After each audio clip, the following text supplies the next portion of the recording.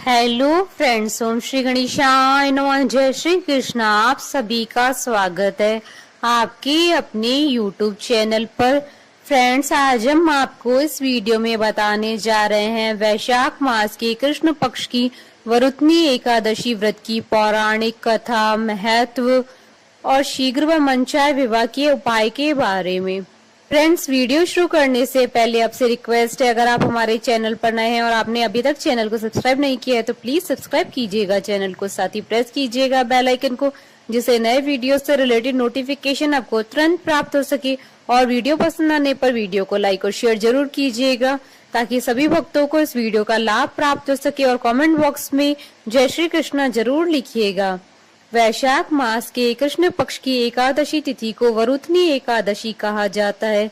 जो लोग वैशाख स्नान कर रहे हैं उनके लिए एकादशी बहुत महत्वपूर्ण है, और जो लोग वैशाख स्नान नहीं कर रहे हैं उन्हें भी इस माह की दोनों एकादशियों का व्रत अवश्य करना चाहिए। पद्म पुराण में इस एकादशी का महत्व बताते हुए कहा गया है कि संसार में ऐसा कोई कार्य नहीं है, ऐसी कोई इच्छा नहीं है जो वरुथनी एकादशी व्रत करने से पूरी न हो। अर्थात जो मनुष्य वरुथनी एकादशी का व्रत करता है वह पृथ्वी पर रहते हुए समस्त प्रकार के सुख भोगता है। इस एकादशी को सौभाग्य और दीर्घायु प्रदान करने वाली कही गई है। अविवाहित युवक और युवतियां यदि विवाह की कामना लेकर इस व्रत को करें तो उनका शीघ्र ही विवाह हो जाता है। वरुथनी एकादशी के दिन भगवान विष्णु की पूजा की जाती है। इस दिन विधि पूर्वक भगवान विष्णु की पूजा करने से मनोकामनाएं पूर्ण होती है। मान्यता है कि इस दिन व्रत रखने से घर में सुख समृद्धि आती है और जीवन से सारे दुख दूर हो जाते हैं। वरुथनी एकादशी के दिन भगवान मधुसूदन और विष्णु भगवान के वराह अवतार की प्रतिमा की पूजा की जाती है। वैसे तो प्रत्येक मास में 2 एकादशी आती है और दोनों ही एकादशी खास मानी जाती है, लेकिन वैशाख मास की कृष्ण पक्ष की एकादशी का महत्व शास्त्रों में बहुत अधिक बताया जाता है। इस दिन जो भी भक्त सच्चे मन से उपवास, दान, तर्पण और विधि विधान से पूजा करते हैं उन्हें मोक्ष की प्राप्ति होती है, उनके सभी पापों का अंत होता है। मान्यता है कि जितना पुण्य कन्या दान, हजारों वर्षों की तपस्या और स्वर्ण दान से मिलता है, उससे भी अधिक फल वरुथनी एकादशी का उपवास करने से मिलता है।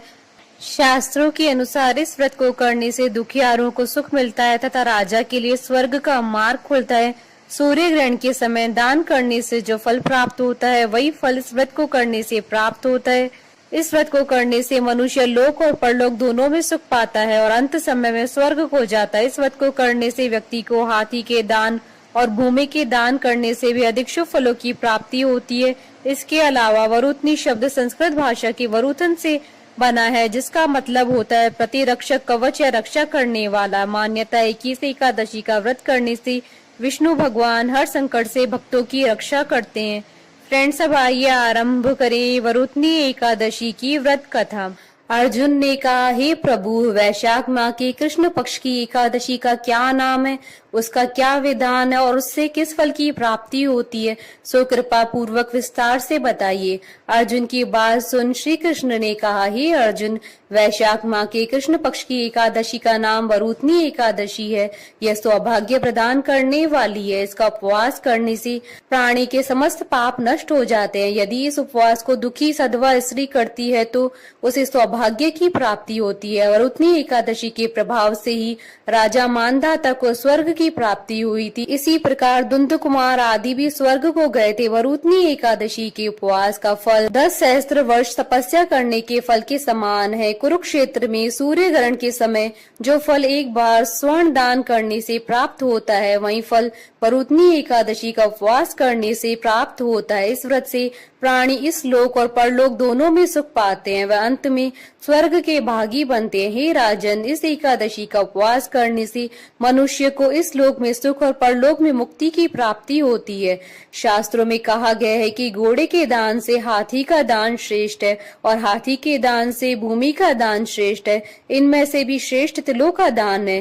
तिल के दान से श्रेष्ठ है स्वर्ण का दान और स्वर्ण के दान से श्रेष्ठ है अन्न दान। संसार में अन्न दान से श्रेष्ठ कोई दान नहीं है। अन्न दान से पितृ, देवता, मनुष्य आदि सब तृप्त हो जाते हैं। कन्या दान को शास्त्रों में अन्न दान के समान बताया गया है। वरुथनी एकादशी के व्रत से अन्न दान तथा कन्या दान दोनों श्रेष्ठ दानों का फल मिलता है।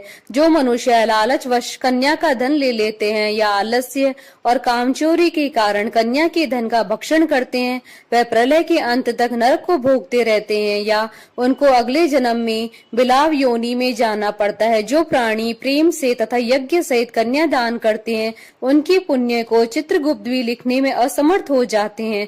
जो प्राणी इस वरुथनी एकादशी का उपवास करते हैं, उन्हें कन्यादान का फल प्राप्त होता है। वरुथनी एकादशी का व्रत करने वाले व्यक्ति को दशमी के दिन से ही कांसे के बर्तन में भोजन करना, मांस, मसूर की दाल, चना, कौंधो, शाक, शहद, दूसरे का अन्न और दूसरी बार भोजन करना, इन सभी वस्तुओं का त्याग कर देना चाहिए। व्रती को पूर्ण ब्रह्मचर्य का पालन करना चाहिए। रात को सोना नहीं चाहिए, अपितु सारा समय शास्त्र चिंतन और भजन कीर्तन आदि में लगाना चाहिए। दूसरों की निंदा तथा नीच पापी लोगों की संगत नहीं करनी चाहिए। क्रोध करना, झूठ बोलना भी वर्जित है। तेल या अन्न भक्षण की भी मनाही है। हे राजन, जो मनुष्य इस एकादशी का व्रत विधि पूर्वक करते हैं, उन्हें स्वर्ग लोक की प्राप्ति होती है। अतः मनुष्य को निष्कृष्ट कर्मों से डरना चाहिए। इस व्रत के महात्म्य को पढ़ने से 1 सहस्त्र गोदान का पुण्य प्राप्त होता है। इसका फल गंगा स्नान करने के भी फल से अधिक है। इसकी महात्म्य की कथा मैं आपसे कहता हूँ। प्राचीन काल में नर्मदा नदी के तट पर मानधाता नामक राजा राज्य करते थे। वह अत्यंत दानशील तथा तपस्वी थे। एक दिन वह जंगल में तपस्या कर रहे थे, तभी न जाने कहां से एक जंगली भालू आया और राजा के पैर चबाने लगा। राजा पूर्ववत अपनी तपस्या में लीन रहे। कुछ देर बाद पैर चबाते चबाते भालू राजा को घसीटकर पास के जंगल में ले गया। राजा बहुत घबराया, मगर तापस धर्म अनुकूल उसने क्रोध और हिंसा न करके भगवान विष्णु से प्रार्थना की। करुण भाव से भगवान विष्णु को पुकारा।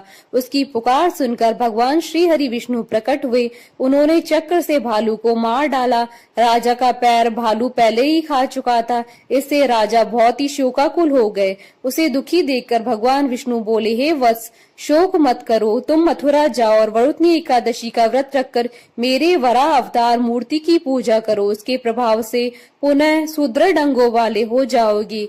इस भालू ने तुम्हें जो काटा है, यह तुम्हारे पूर्व जन्म का अपराध था। भगवान की आज्ञा मानकर राजा मानधाता ने मथुरा जाकर श्रद्धा पूर्वक वरुथनी एकादशी का व्रत किया। इसके प्रभाव से राजा शीघ्र ही पुनः सुंदर और संपूर्ण अंगों वाला हो गया। इसी एकादशी के प्रभाव से राजा मानधाता स्वर्ग गए। जो भी व्यक्ति भय से पीड़ित है, उसे वरुथनी एकादशी का व्रत रखकर भगवान विष्णु का स्मरण करना चाहिए। इस व्रत को करने से समस्त पापों का नाश होकर मोक्ष मिलता है। कथा सार, सौभाग्य का आधार संयम है। हर प्रकार संयम रखने से मनुष्य के सुख और सौभाग्य में वृद्धि होती है। यदि प्राणी में संयम नहीं है, तो उसके द्वारा किए गए तप और त्याग व भक्ति पूजा आदि सब व्यर्थ हो जाते हैं। फ्रेंड्स, अब आइए जानते हैं वरुथनी एकादशी पर शीघ्र व मनचाहे विवाह के लिए किए जाने वाले उपाय के बारे में।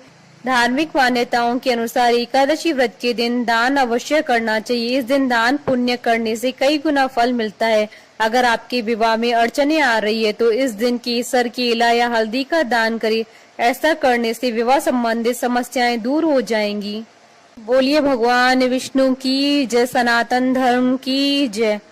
हमारे साथ इस वीडियो में अंत तक बने रहने के लिए आपका धन्यवाद। ओम श्री गणेशाय नमः। जय श्री कृष्ण।